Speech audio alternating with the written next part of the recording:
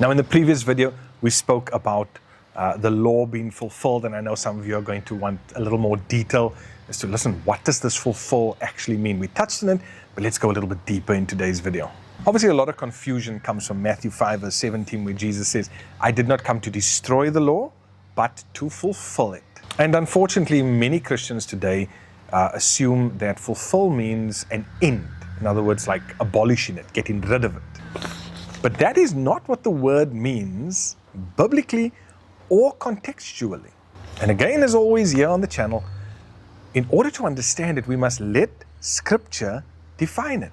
Let the Bible speak for itself. Let the Bible interpret the Bible. Now that was Matthew 5 verse 17. So let's look at Matthew 5 verse 18 and 19, which says, not one jot or tittle will pass from the law until what? All is fulfilled.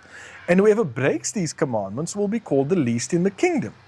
So in this context, fulfill cannot mean abolish. Why? Because Jesus explicitly contrasts those two ideas. So what does it mean? Well, fulfill means the following. Number one, to bring to completion.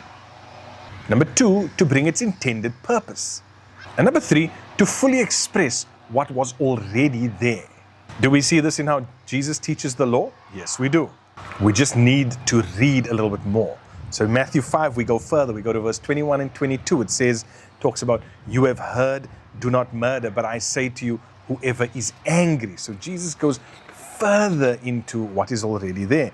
Verse 27 and 28, he says again, you have heard, do not commit adultery, but I say to you. Jesus is not removing the law, but what he's doing is he's revealing its depth.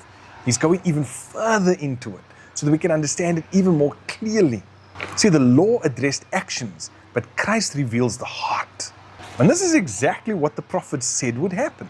In Jeremiah 31 verse 33, you know I've read this before, it says, I will put my law in their minds and write it in their hearts.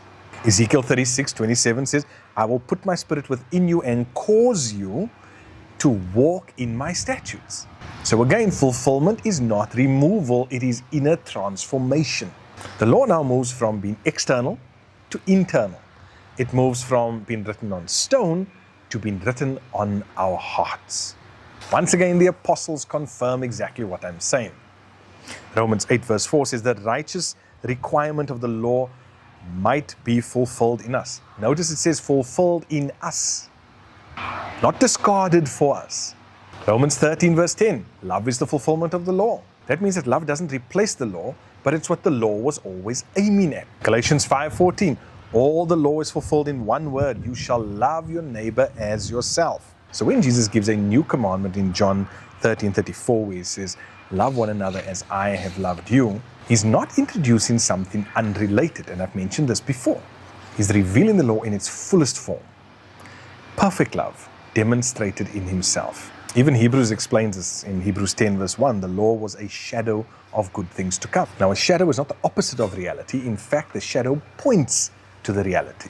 So when Christ comes, number one, the shadow is not destroyed. And secondly, it is fulfilled by the reality that it's actually pointing to.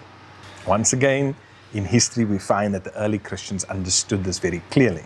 They never taught that God's moral standard suddenly disappeared, but that Christ perfectly embodied it, and now through the Spirit, we as believers can live it out from the heart. So folks, fulfill does not mean the end of the law.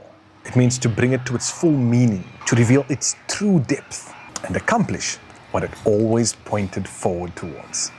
Jesus didn't come to replace the law. What he did do was to fulfill it. In other words, to bring it to its true meaning and purpose.